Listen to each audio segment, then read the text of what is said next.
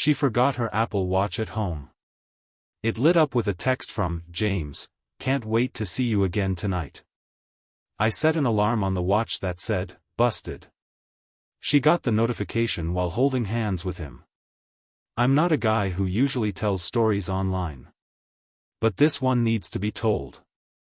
I gave almost a decade of my life to someone who made a joke out of it. My name's Dan. I'm 39, live in Mesa, Arizona. I work in logistics for a big freight company. Nothing glamorous, but it pays the bills. My wife, well, now ex-wife, Melanie, was in marketing. She worked from home half the week, had lots of networking dinners, and always had that damn Apple Watch on her wrist like it was part of her body. We'd been married 8 years. No kids. Just our dog, Baxter. A chunky lab mix who loves tearing apart couch cushions and growling at delivery guys.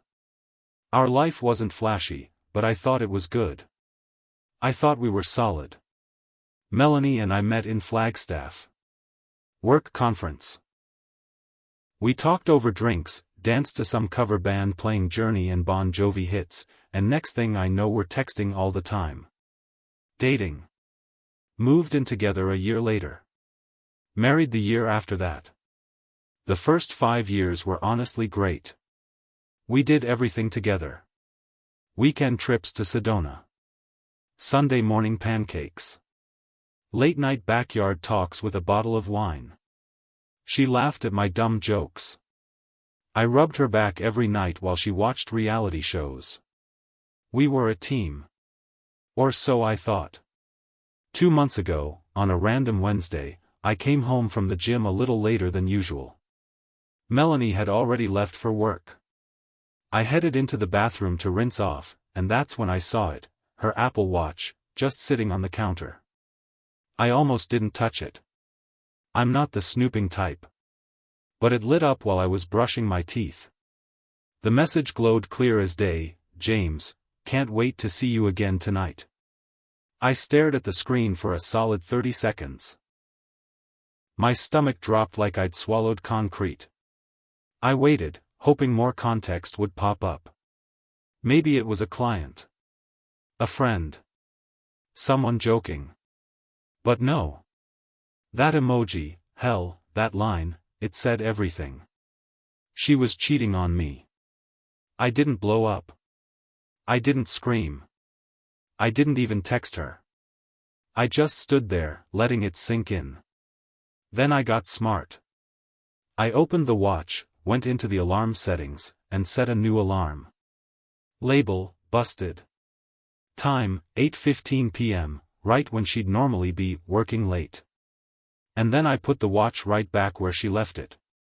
I didn't say a word when she came home. I acted normal. Kissed her cheek, made tacos, watched TV like nothing was wrong. Inside, though, I was boiling. The next day, I started following her. Not in a creepy way. Just enough to confirm what I already knew. And what I saw broke something in me. That Thursday, she told me she had a client dinner. Some big pitch she couldn't miss. She wore that green blouse she knows I like. Did her makeup a little heavier. Spritzed that perfume she only uses on special occasions. I told her good luck. Gave her a kiss on the forehead like always. She smiled at me like everything was fine. I waited 10 minutes, grabbed my keys, and followed her. I kept 2 cars back. She didn't notice. She was too busy singing along to the radio, all happy like nothing in the world was wrong. She drove across town to a place I'd never heard of. Some trendy little steakhouse in Scottsdale. I parked across the street, watched from the shadows near a closed salon. And sure enough, 10 minutes later, a man showed up. Tall. Clean-shaven. Button-down shirt. Hair gelled back like some cheesy sales rep. He hugged her. Kissed her cheek. She giggled and touched his chest. I felt my fists tighten. My jaw ached from how hard I was clenching. I took a photo of them together. Then another one of her holding his hand as they walked inside. I went home, sat on the couch, and waited. 8:10 rolled around. I imagined them sitting close, laughing over appetizers. Her pretending she was single. Him thinking he scored. 8:15.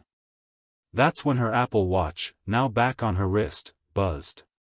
She looked down, probably expecting a reminder to stand up or drink water. Instead, she saw it. Busted. From what I found out later, her whole face went pale. She froze. James leaned in, asked what was wrong. She didn't answer. Just stared at her wrist like it had betrayed her. And it had. She came home early that night. I was in the garage, fixing a light fixture that didn't even need fixing. She walked in quiet. No, hey babe, no excuses, no lies. Just stood there in the doorway, clutching her purse like it was keeping her together. I didn't look at her. Just said, so. Who's James? Silence. I turned around. She was already crying. The fake kind, though. The kind where it's not about guilt, it's about getting caught. She started saying it wasn't serious. That it just happened. That it didn't mean anything. I asked her how long. She said 4 months. 4 goddamn months. That was the night everything changed. I told her to get out. She didn't fight me. Just packed a bag and left. I didn't even ask where she went. I spent the whole weekend going through everything. Her emails. Our phone records. Bank statements. Found receipts for hotels, Uber rides, dinners. Found a second email address she never told me about. She wasn't sorry. She was just hiding. Then something strange happened. James texted me. It was Sunday night when the message came through. I was half drunk, sitting on the porch with Baxter asleep at my feet. I just finished reading the last batch of Melanie's deleted emails. That's when my phone buzzed. Unknown number. Hey. I don't want any drama. Just thought you should know I didn't know she was married. At first, I didn't even know who it was. I stared at the message, reread it. Then it hit me. James. This son of a bitch had the nerve to text me. I didn't respond right away. I sat with it.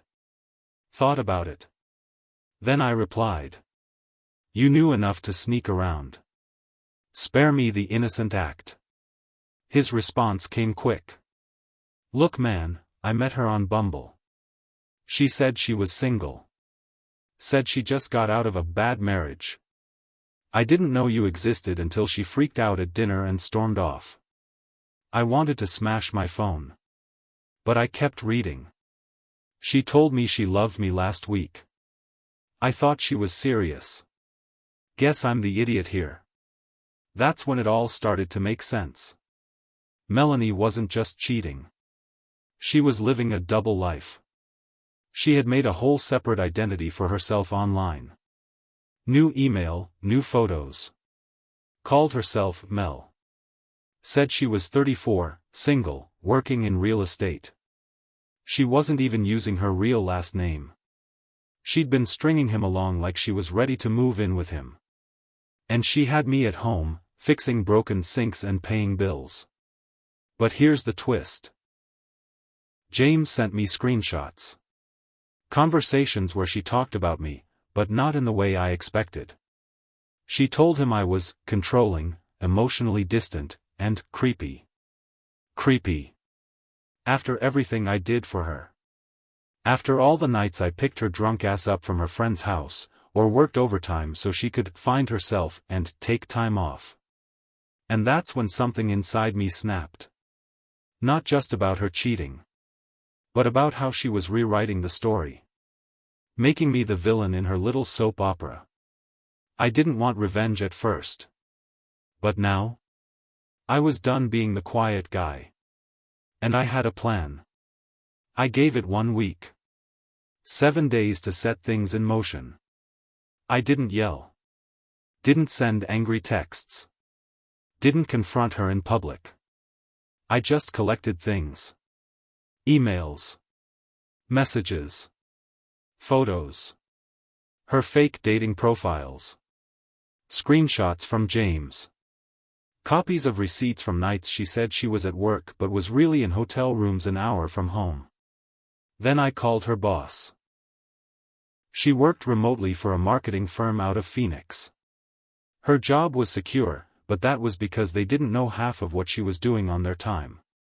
So I emailed them. Subject: your employee's side business during work hours. I attached everything: proof she'd been using her work laptop to set up dates, hotel reservations during paid working hours, even a couple of spicy selfies she'd emailed from her work account. 3 hours later, her boss called me. Melanie was fired the same day. Then I sent the same package to her parents. They loved me. Always had. Her dad once told me I was the first man he ever trusted with his daughter. He left me a voicemail that night, his voice shaking. Said he was ashamed of her. Said I deserved better. Next came her friends, the ones who always called me such a great guy. I sent them her secret Bumble profile. Her lies. Her fake name. Most of them never replied. But a few of them did. Turns out, Melanie had been spinning a whole different version of me for months. Telling her friends I'd cheated on her. That I was cold. Boring. That she was only staying until she could afford to leave. But the one thing she didn't expect? James. Because he didn't just feel betrayed by her. He felt humiliated. We met in person at a coffee shop. Weird, I know.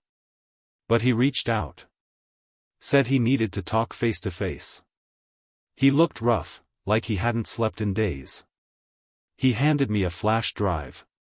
Said, "You'll want to see what she told me the night before your anniversary." I plugged it into my laptop later that night. It was a voice memo she sent him while driving. She was crying, talking about how she felt trapped, how she hated sleeping next to Dan, how she couldn't wait to disappear. Disappear. She planned to move in with James. The kicker? She wanted to drain our joint account before she left. She never got the chance. I closed the account 3 days after I found the first message on the watch. Transferred everything into a new one in my name. Cancelled her credit cards. Left her with nothing but her broken lies. She came crawling back a week later. Tears. Snot. Saying she was lost. That James dumped her. That she didn't feel like herself anymore. I let her talk. I even let her in the house. She looked around like it was a museum of her old life. Then she saw her clothes in garbage bags by the door. "You don't get to cry here," I said. "You already burned it down." She screamed. Said I was heartless. That I ruined her life. I just laughed. "You did that all by yourself." And then I handed her divorce papers. Last I heard, she moved to Tucson, living with a cousin. No job. No James. No safety net. As for me? I got therapy. I go on walks with Baxter every morning. I sleep better. I breathe easier. But I'll never be the same. I should have seen the signs. I ignored the red flags because I loved her. I wanted to believe in what we had. That was my mistake. And I paid for it. But she paid too. She lost everything she lied to keep. And the best part? I never had to raise my voice. Just let the truth speak for me. It's been about 7 months since it all came crashing down. You'd think I'd feel satisfied. Like I'd won something. But that's not how this kind of thing works. There's no parade when you catch a liar. No trophy for not losing your mind when your life burns down. Just silence, and a lot of rebuilding. Melanie and I are officially divorced now. The papers came through last month. No drama there, she didn't fight anything. No alimony, no property battles. I kept the house, the car, the dog. She got what she walked out with. Clothes. A suitcase. A shattered ego. James? He reached out one more time. Sent me a message that just said, "You were right. She's a storm that pretends to be sunshine." That was the last I heard from him. I think he blocked her on everything. Maybe moved away. Can't say I blame him. My friends tell me I should date again. That I dodged a bullet. Maybe I did. But right now, I'm just trying to figure out who I am without her shadow hanging over everything. Truth is, I stayed too long.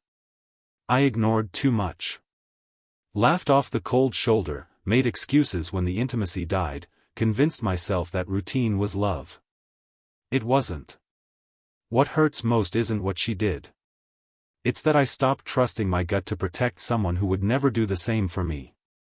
I don't hate her. Not anymore. But I don't miss her either.